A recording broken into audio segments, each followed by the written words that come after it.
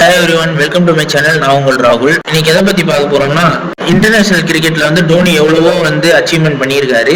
அதே மாதிரி அவர் ஐபிஎல் கிரிக்கெட்ல என்னென்னலாம் அச்சீவ்மெண்ட் பண்ணியிருக்காரு, அதுல எதெல்லாம் முறியடிக்கப்படாத அச்சீவ்மெண்ட் அப்படின்றத இந்த வீடியோல பார்ப்போம். அதுக்கு முன்னாடி இப்பதான் நம்ம சேனலுக்கு ஃபர்ஸ்ட் டைம் வரீங்கன்னா மறக்காம சப்ஸ்கிரைப் பட்டனை அழுத்தி வச்சுக்கோங்க, பெல் ஐக்கானை கிளிக் பண்ணி வச்சுக்கோங்க. அப்பதான் நம்ம போடுற ரிவ்யூ வீடியோ எல்லாமே உடனே உங்களுக்கு வரும். பண்ணிட்டீங்கன்னு நினைக்கிறேன். வாங்க நம்ம வீடியோக்குள்ள போகலாம்.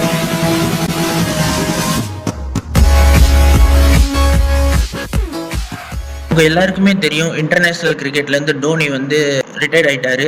அவர் எவ்வளவோ அதுல அச்சீவ்மெண்ட் பண்ணியிருக்காரு அப்படின்றது உங்க எல்லாருக்குமே தெரியும், எவ்வளவோ சாதனை பண்ணியிருக்காருன்றது. ஆனா ஐபிஎல்ல என்னெல்லாம் சாதனை பண்ணியிருக்காரு, அதுல என்னென்னலாம் பயங்கரமா பண்ணியிருக்காரு அப்படின்றத இந்த வீடியோல பார்ப்போம். ஐபிஎல் 2008ல ஸ்டார்ட் பண்ணி 2025 வரைக்கும் மொத்தம் 18 சீசன் நடந்திருக்கு. இந்த 18 சீசன்லயும் அவர் பண்ண சாதனைகளை பத்தி, அவர் பண்ண அச்சீவ்மெண்ட்ஸை பத்தி பார்க்க போறோம். மோஸ்ட் வின்னிங்ஸ் எடுத்த கேப்டனா டோனி தான் இருக்கிறாரு. டோனி கேப்டன் ஆனதுக்கு அப்புறம் 226 மேட்ச் விளையாண்டுருக்காரு. அதுல 133 வின்னிங் மூமெண்ட் எடுத்து கொடுத்திருக்காரு. மீதி 91 மேட்ச்ல தோத்து போயிருக்காங்க. அதுபடி பார்த்தா வின்னிங் மூமெண்ட்டுக்கான ஆவரேஜ் ரேட் 59.37 வச்சிருக்காங்க. அதுக்கப்புறம் யார் யார் இருக்காங்கன்னு பாத்தீங்கன்னா, 100 போட்டிக்கு மேல, அதாவது 100 மேட்சஸ்க்கு மேல விளையாண்டு ரோஹித் சர்மா 56.32 ரேட் வச்சிருக்காரு, வின்னிங் மூமெண்ட் ரேட். அதுல பாத்தீங்கன்னா 158, அதாவது 158 மேட்ச் ரோஹித் சர்மா விளையாண்டு அதுல 87 ஜெயிச்சிருக்காங்க, 67 தோத்து போயிருக்காங்க. அதுக்கு அடுத்தபடியா மூணாவது இடத்துல யார் இருக்காங்கன்னு பாத்தீங்கன்னா விராட் கோலி இருக்காரு. விராட் கோலி 143 மேட்ச் விளையாண்டுருக்காரு கேப்டனா. அதுக்கப்புறம் 66 ஜெயிச்சிருக்காங்க, 70 தோத்து போயிருக்காங்க. அவரோட ரேட் என்னன்னு பாத்தீங்கன்னா, அவங்க டீமோட ஆவரேஜ் ரேட் என்னன்னா 48.56. அதுக்கப்புறமேட்டு யார் இருக்காங்கன்னு பாத்தீங்கன்னா கௌதம் கம்பீர் இருக்காரு. அவர் 129 மேட்சுக்கு கேப்டனா இருந்து 71 மேட்ச் ஜெயிச்சிருக்காங்க, 57 மேட்ச் தோத்து போயிருக்காங்க. அவங்களோட ஆவரேஜ் வின்னிங் மூமெண்ட் என்னன்னு பாத்தீங்கன்னா 55.42 ரேட் வச்சிருக்காங்க. அடுத்து என்ன சாதனை டோனி பண்ணியிருக்காருன்னு பாத்தீங்கன்னா, ஐபிஎல் டிராஃபியை ஜெயிச்சதுல வயசான கேப்டன்கள்ல டோனி ஒருத்தர் அப்படின்னு சொல்றாங்க. அது என்னன்னு பாத்தீங்கன்னா, அவர் 40 வயசுலயும் ஒரு கப்பு ஜெயிச்சிருக்காரு, 42 வயசுலயும் ஒரு கப்பு ஜெயிச்சு கொடுத்திருக்காரு. அதுபடி பாத்தீங்கன்னா அவருக்கு 2023ல ஐபிஎல் டிராஃபி ஜெயிக்கும் போது அவருக்கு வயசு 42 வயசு. அப்போ அந்த போட்டியை ஜெயிச்சு கொடுத்து குஜராத்துக்கு ஆப்போசிட்ல குஜராத் டைட்டன்ஸை தோக்கடிச்சு நம்ம கப்பு ஜெயிச்சு சிஎஸ்கே ஜெயிச்சிச்சு. அதுக்கு முன்னாடி பாத்தீங்கன்னா 2021ல 40 வயசு இருந்தப்பவும் நம்ம ஜெயிச்சிருக்கோம், அது மும்பை இந்தியன்ஸை தோக்கடிச்சு. அதன்படி ரோஹித் சர்மாவும் மும்பை இந்தியன்ஸும் டோனி சிஎஸ்கேவும் 2 பேரும் 5 தடவை டிராஃபி ஜெயிச்சிருந்தாங்க. அப்பவே அப்படி பார்த்தா நம்ம 5 தடவை டிராஃபி ஜெயிச்சிருக்கோம் மொத்தமா. அதனால அதிகபட்சமா 40 வயசுக்கு மேல அவர் கப்பு ஜெயிச்சதுனால அதிக முறை அவருக்கு இந்த சாதனை வந்திருக்கு. அடுத்து என்ன சாதனை பண்ணியிருக்காருன்னு பாத்தீங்கன்னா, விக்கெட் கீப்பரா அதிக அவுட் பண்ண ஒரு பிளேயரா டோனி தான் இருக்கிறாரு. அது என்னன்னு பாத்தீங்கன்னா, ஐபிஎல்லோட ஹிஸ்டரியிலே அதிக கேட்ச் விக்கெட் கீப்பரா 264 போட்டியில 148 கேட்ச் பிடிச்சிருக்காரு. அது மட்டும் இல்லாம ஸ்டம்பிங் 42 பண்ணியிருக்காரு. மொத்தமா பாத்தீங்கன்னா 190 பேரை கேம் விட்டு வெளில அனுப்பியிருக்காரு. அதே மாதிரி 2025ல மட்டும் அவர் மொத்தம் 10 பேரை அவுட் செஞ்சுட்டாங்கன்னு வச்சுக்கோங்களேன் டோனி. அதுக்கப்புறம் 200 அவுட் செய்த விக்கெட் கீப்பர்ன்ற பேர் அவருக்கு கிடைக்கும். 200 பேர் அவுட் செஞ்ச விக்கெட் கீப்பர்ன்ற பேர் அவருக்கு கிடைக்கும். அதுவும் ஒரு சாதனையா மாறும். டோனிக்கு அடுத்தபடியா யார் இருக்கான்னு பாத்தீங்கன்னா தினேஷ் கார்த்திக் இருக்காரு. 257 மேட்ச் விளையாண்டுருக்காரு. அதுல 174 பேரை தோக்கடிச்சு அவுட் பண்ணியிருக்காரு, 174 பேரை அவுட் பண்ணியிருக்காரு. இதுல 137 கேட்ச், 37 ஸ்டம்பிங் இதுல அவர் பண்ணதுல. அடுத்து என்ன சாதனைன்னு பாத்தீங்கன்னா வச்சுக்கோங்களேன், 100 மேட்சஸ்ல ஜெயிச்சிருக்காங்க சிஎஸ்கே.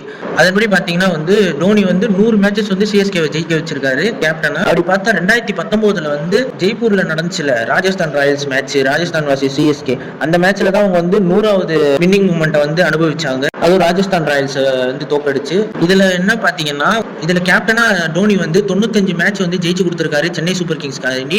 மீதி 2 வருஷம் தடையில இருந்ததுனால பூனே சூப்பர் ஜெயின்ஸ் கேப்டனா 5 மேட்ச் ஜெயிச்சு கொடுத்திருக்காரு. மொத்தம் 100 மேட்ச் கேப்டனா ஜெயிச்சிருக்காரு. அதனால பாத்தீங்கன்னா இது வரைக்கும் ஐபிஎல் போட்டியில 100 மேட்ச் எந்த கேப்டனும் ஜெயிச்சதே இல்ல டோனியை தவிர. இது ஒரு சாதனை கணக்குல வருது. அடுத்து என்னன்னு பாத்தீங்கன்னா அதிக மேட்சஸ்க்கு கேப்டனா இருந்த ஒரே ஆள் டோனி தான் அப்படின்னு சொல்றாங்க.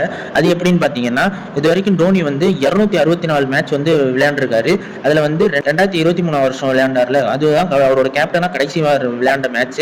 அதுல கேப்டனா அப்போ வரைக்கும் 2023 வரைக்கும் 226 மேட்ச் விளையாண்டுருக்காரு கேப்டனா. இந்த மாதிரி எந்த பிளேயரும் 200 போட்டிக்கு மேல 200 மேட்சஸ்க்கு மேல ஒரு கேப்டனா இருந்தது இல்ல. அதன்படி டோனிக்கு அடுத்தபடியா யார் இருக்கான்னு பாத்தீங்கன்னா ரோஹித் சர்மா இருக்காரு. அவர் கேப்டனா 158 மேட்சஸ் விளையாண்டுருக்காரு.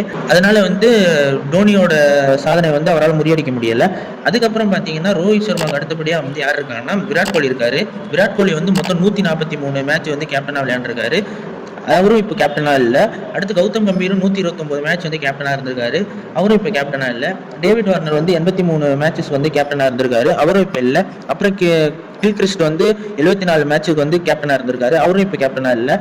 அப்படி பார்த்தீங்கன்னா வந்து டோனி வந்து 200 போட்டிக்கு மேலே வந்து கேப்டனாக இருந்திருக்காரு. அடுத்து லாஸ்ட்டாக ஒரு தான் வந்து சேர்ந்தாருன்ற மாதிரி ஸ்ரேயாஸ் ஐயர் வந்து இது வரைக்கும் 70 மேட்சஸில் வந்து கேப்டனாக இருந்திருக்காரு. மேபி அவர் வந்து இன்னும் கேப்டன் இதுலேருந்து ரிட்டையர்ட் ஆகாதனால மேபி அவர் வரதுக்கான வாய்ப்பு இருக்கா அப்படின்றது வந்து வெயிட் பண்ணி தான் பார்க்கணும். அடுத்து என்ன சாதனைன்னு பார்த்தீங்கன்னா அதிக ரன் எடுத்த பிளேயராக வந்து டோனி இருக்காரு அப்படின்றாங்க.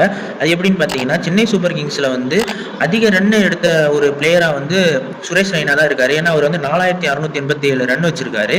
அதுக்கு அடுத்தபடியாக டோனி வந்து 4669 ரன் வச்சிருக்காரு. இப்போ வந்து இந்த சீசன்ல மட்டும் அவருக்கு 19 ரன் கிடைச்சிச்சுன்னா அடுத்து சுரேஷ் ரெய்னாவோட ரெக்கார்டையும் பீட் பண்ணிடுவாரு. அதுக்கப்புறமேட்டு அவர் தான் வந்து சென்னை சூப்பர் கிங்ஸ் டீம்லேயே வந்து அதிக ரன் வச்சிருக்க ஒரு பிளேயரா மாறுவாரு.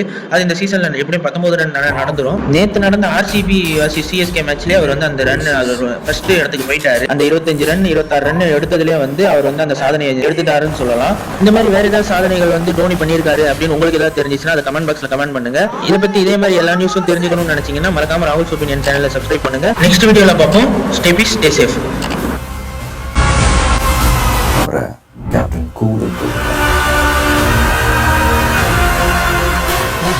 மறக்காம சர்ப்ரைஸ் பண்ணுங்க. தேங்க்யூ.